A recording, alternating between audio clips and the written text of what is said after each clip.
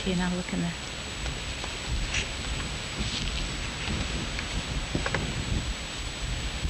And look up at it. Okay, now watch in there.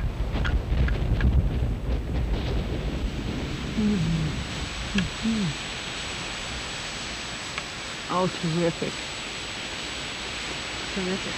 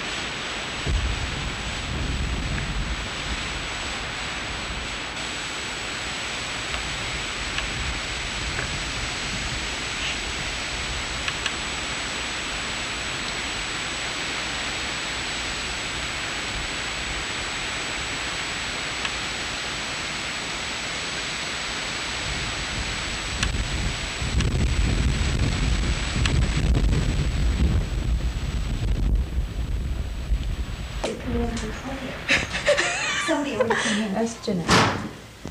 Jeanette in here. Do I have to say my name too? Sure. My name is Geraldine Kozlowski. I'm the CAP director on Grand Portage Indian Reservation. I've been a resident here all my life. And our reservation is located in the northeastern corner of Minnesota. We're about 150 miles northeast of Duluth and about 50 miles south of Thunder Bay.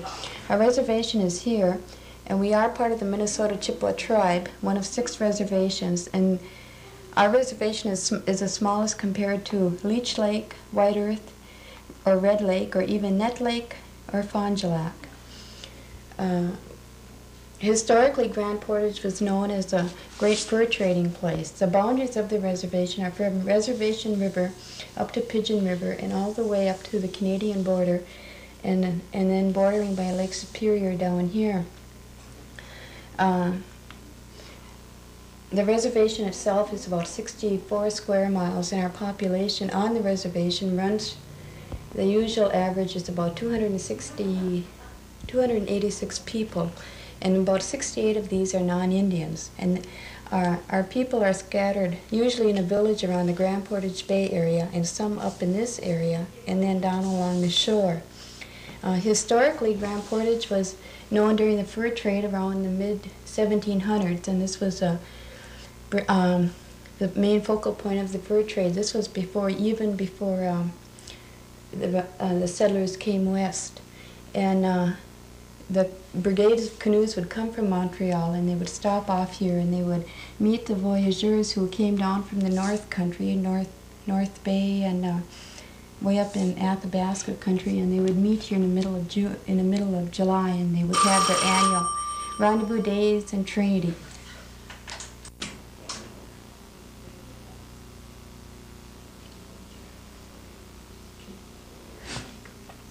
Was this the first fur trading settlement? No, it wasn't, but it was. There were other settlements up in Canada and along the St. Lawrence River, but this was a main point, central point, because the big canoes from Montreal would come here with the trading goods, and then they would meet the fur traders who had been up in northern Canada, and they would meet here in the summer. The people and the voyageurs from the north would bring down their furs, whereas the voyageurs from the Montreal would bring the trading goods, and they would have their annual trading point here for a couple of weeks in July, which was called the Rendezvous Days. And then they would go back to Montreal, and then the other ones, the traders would go back and trap all winter and trade with different tribes of Indians up here. Mm-hmm. And that is why Grand Portage is so well known you know, historically. Today, though, it's a different story. We still have Chippewa Indians and non-Indians living here. Our economy isn't that great. Most of if it wasn't for government programs, I don't know how we, you know, the existence of the people right now we do have a few loggers, about 3 or 4 are commercial fishermen, but most of them are non-Indians. And we do have the Park Service. They employ only people seasonally. And I think our great ambition here for our amount of people is to find permanent work, permanent employment for the people throughout the year instead of just seasonally or on a year-to-year basis. Some of our government programs, well, include CAP, a work program under Title 10 of EDA. We have a Head Start program, and we have a youth program. And our main priorities, too, is the need of housing and a community center. Our houses aren't in that great shape. I don't think they ever were. And a community center at this point is our greatest need. What about the hotel? The hotel was an EDA-sponsored project. It was part loan and part grant. And it employs some people, but some of the people do get laid off in the winter months, so that still isn't full-time employment. And they do, a lot of people outside the reservation work there, and some of the reservation residents are just not geared towards hotel work.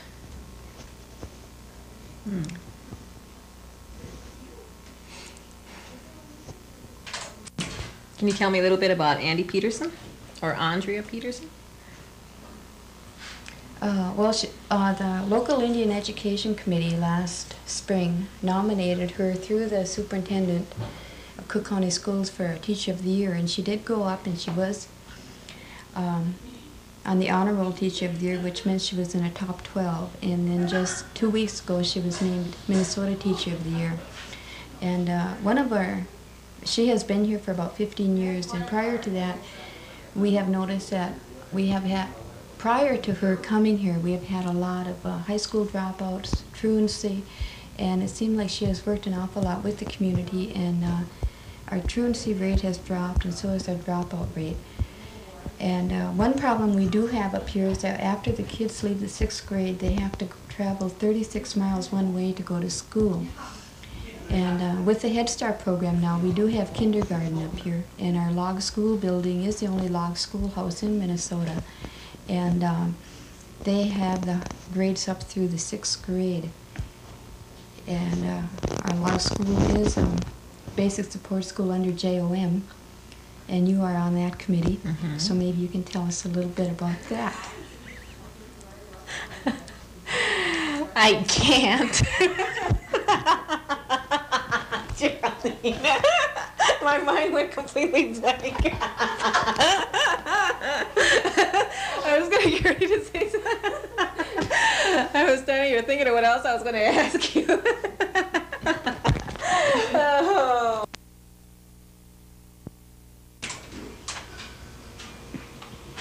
Look at that smoke.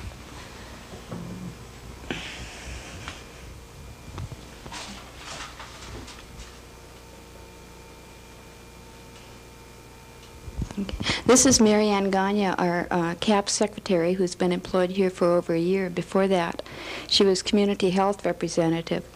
Besides being married and having one child, she's also involved in the local Indian Education Committee, the Title IV Committee, the Garden Club, the Rendezvous Day Committee. Plus she puts out our weekly newspaper, and she's involved in practically every activity that goes on the reservation. Another member of our community and is also on the local Indian Education Committee, and she's a newcomer to our community, only about a year plus. Her husband is with BIA Forestry, and she is a new secretary for our new youth program.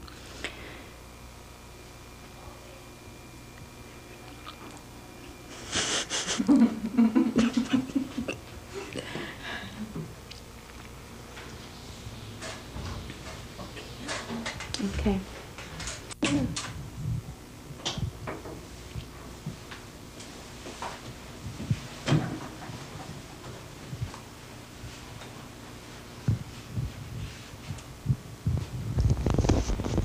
In June of this year, our reservation obtained a Maxi Dodge wagon for an ambulance service.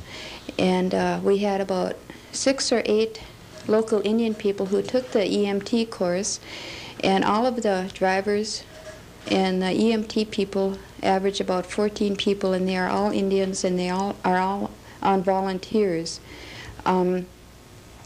This has been pretty successful so far, with a few mix-ups, but nothing that can't be overcome. But in the long run, it's a very important thing because the nearest hospital is 40 miles distance, and a lot of times in the summertime we have pretty bad accidents or anything, especially in the wintertime too, when there's so much snow that it's hard to get out, and we don't, otherwise an ambulance takes, at least an hour and a half from Grand Marais to get up here. And so this has been a real successful project, and we have been working on an ambulance for at least 5 years trying to get it here.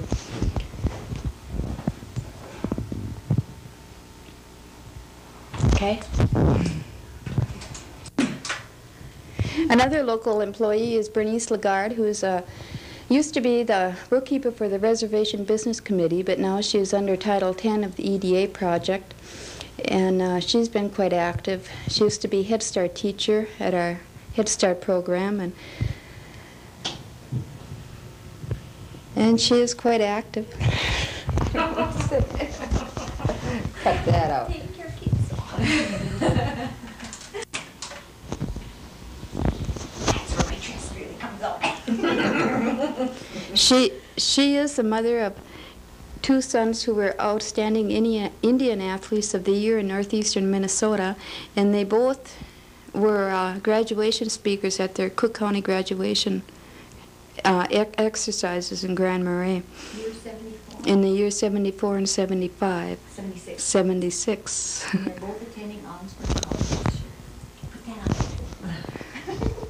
And they are now both attending Augsburg College. One is playing football. There.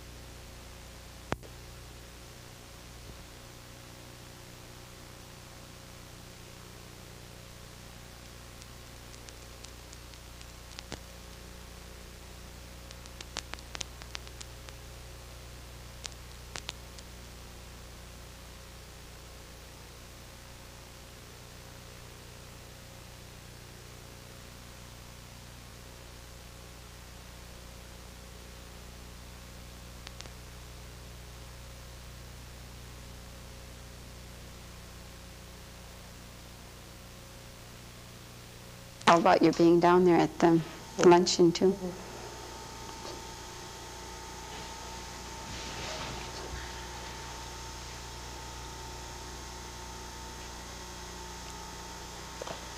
I'm Lorraine Oberg from Grand Portage. I'm a director on the school board of Cook County. I got a letter sometime in March to nominate a Teacher of the Year for the State Fair Association. I was really pleased because it was quite an honor for me to be chosen from the county. There was only 2 people chosen, Mr. Luth, who is a superintendent of schools at of Cook County, and I. And I thought it would be a good chance for me to show that that I did know a teacher in Cook County that was very, I thought was one of the top teachers, and I was very happy to be part of this. And Mrs. Peterson has been an exceptional teacher, and it's been quite an honor for me. I attended the luncheon, and it was thrilling to have her as Teacher of the Year. I'd like to ask her a few questions now, and what she thinks now that she's Teacher of the Year. Would she go on at Grand Portage? Well, I was really excited, Lorraine, as you know, when I was down there. I had no idea that I was going to be selected as Teacher of the Year. We had gone down for an interview on Saturday, and I was very relaxed because I thought, well, they're never going to pick someone from so far away. And so we had packed our bags Sunday morning and had checked out of the hotel, and we were going to enjoy the luncheon and come back home to Grand Portage. And when my name was announced, then we found out I had to stay a few more days for television appearances and radio programs and newspaper spots. But it was really exciting, and I guess the thing that really to me means the most is the support that I have from the Grand Portage community.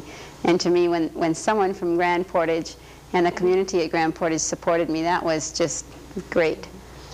Yeah, it was quite a thrill because I know firsthand from what my son is an honor student, and when that happened, I know he didn't get that from home. It had to be from a teacher that he had right from the very beginning. And she has done so much for our children here, our Indian children as well as the others, to really promote their growth and to show that just because you're an Indian, it isn't you're not any different. You're just as good and even better. And we were wondering now what plans you have for if you plan to get go into a bigger school or stay right with us, or. Oh, no, I think this is a great spot to be. I don't want to go anyplace else. To me, the community of Grand Portage is almost like my own family now, and I love the people here, and I love the community. I think it is important for a teacher, wherever you're at, whatever community you're at, to get to know the people. And I think that parents do support teachers in the school, and it's been proven here that parents really are great helpers. And here at Grand Portage, it's just been fantastic the way they have supported it. I think that a teacher needs to build meaningful relationships with the children she has in class, and that I think we're working on. And I think it means going beyond 4 o'clock or 4:30. Right. And like I said, the community here is great. Well, what would you, why don't you give us a little background of when you came to Grand Portage and so on? Okay. I came to Grand Portage 15 years ago. It was 1961. And my husband and I came here together. At the time, they had one teacherage, so they wanted a teaching couple. So I took the 1st, 2nd, and 3rd grades, and my husband took 4th, 5th, and 6th grades. And we had just a real great time together. We were quite pleased that we could come to an Indian reservation because we felt that we would learn as much from the community as the children could learn from us, and that's proven to be true. We found that the culture here is a beautiful culture. It's a sharing culture, and we love it, and we think it's just fantastic. And we've learned a great deal from the people here, and we're really thrilled to be able to live here. And the people mean a lot to us. Why don't you tell us about the Halloween carnival that you started? Okay, there's lots of things we do in school. One of them is the Halloween carnival. We do that to raise money for the PTA, and our PTA stands for People Taking Action. So you don't have to necessarily be a parent. You can be a grandparent or an uncle. And we raise money, and it's a fantastic time. Everybody has a great time at the carnival. And we have all kinds of games and the usual popcorn machines and so on. And for our small community, we've raised a great deal of money that way. And then at Christmas time, they get candy and apples.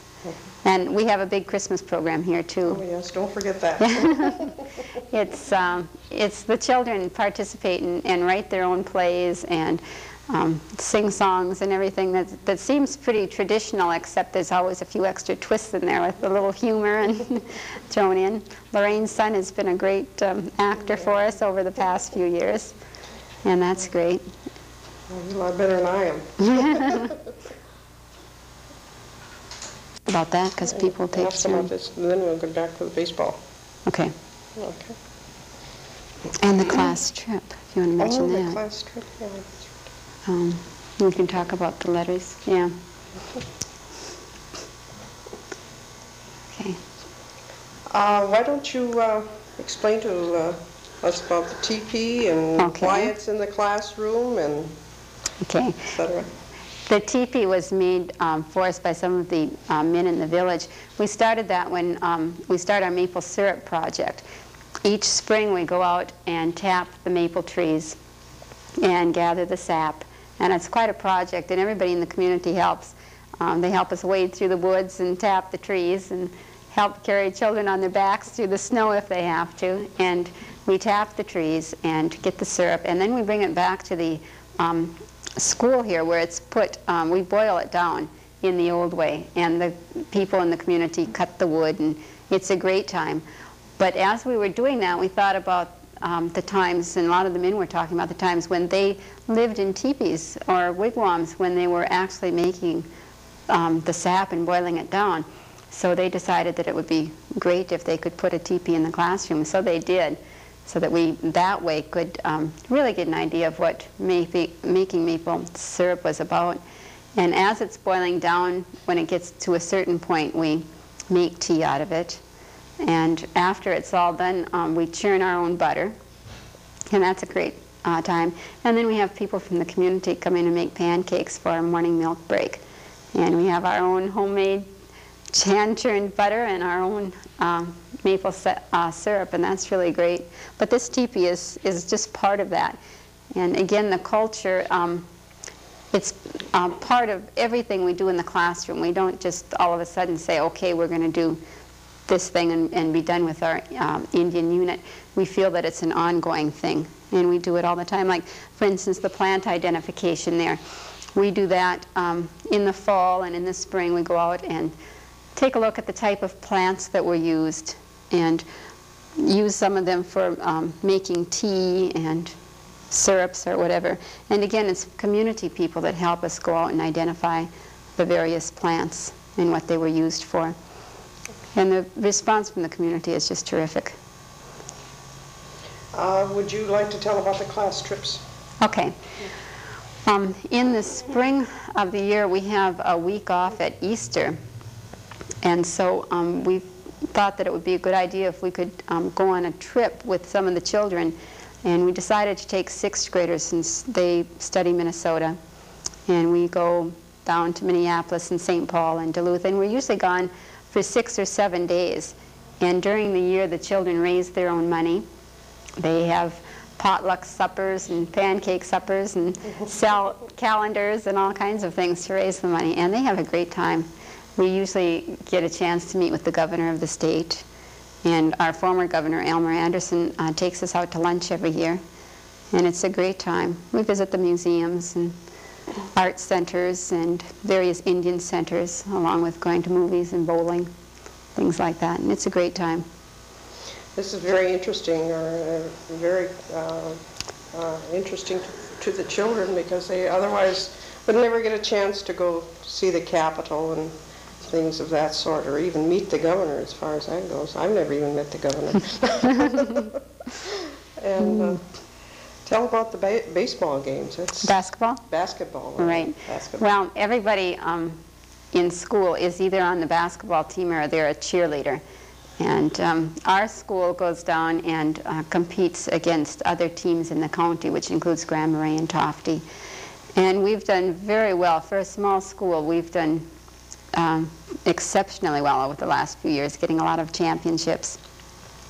And usually, in the past, it's been mostly the boys that have been traditionally the basketball players, and the girls have been the cheerleaders. The last 2 or 3 years, though, it's a lot of the tall girls have been also basketball players, and the lower grade boys have become cheerleaders. So we've got everybody on everything, doing whatever they want to do, and it's really great. Yeah, it really is. And they've been, how long have they carried the championship now? Oh boy, it's been several years that they've, Yeah. for a long time they were, They've been champs. right, they were undefeated for 2 years in a row where nobody could even touch them. Right. Yeah. It's been really exciting. Would you like to tell about the log school? Sure. The building was built in 1938 under the WPA days.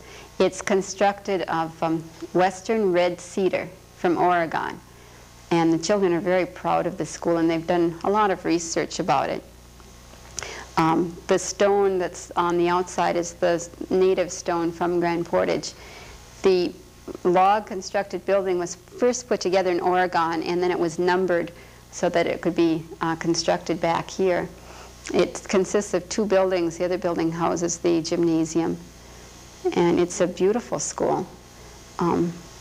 We've written to each state Department of Education to find out how many other states have log schools, and there's only 6 other states that have log school buildings still in use. And they're really proud of the fact that they live in, or go to school in a log school building. And they go down to the city and see all these people in concrete schools or brick schools, and they say, hey, we've got something special at Grand Portage. Yeah, I was only in the 2nd grade when the school was built, and it was pretty exciting when we moved up here and down the lower hill. Yeah, the children write a lot of letters. As I mentioned, they wrote to each state Department of Education to find out about the school. They also have written to the first teacher that was here when it was being built, so we were able to obtain pictures from him. We've also now, in the last year, we wrote to each state historical society to find out if how the states were named, and if they were named after Indian people or Indian tribes, and if there are other place names in their state. And we got an overwhelming amount of mail back, so we plan on putting that together for information too. But they do a lot of letter writing, and they get great responses back, whether it's from authors or personalities in TV, and it's really great. Let's see. Running out of questions. Then you can do the pitch about. Okay.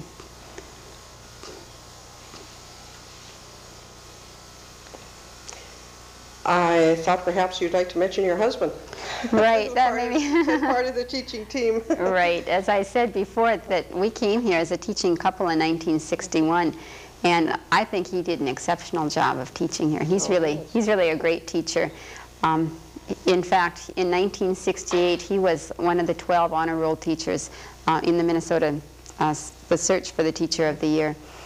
After that and some other things that he had been doing, the district decided they wanted him in a different position, so now he's elementary director of Cook County Schools, which means he's principal of the 3 schools and also in charge of curriculum for our county.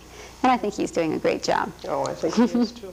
I'd like to mention that there will be a powwow in honor of our Teacher of the Year, and we hope that everybody will come and take part in it, and we're very proud of her. Thank you, Lorraine.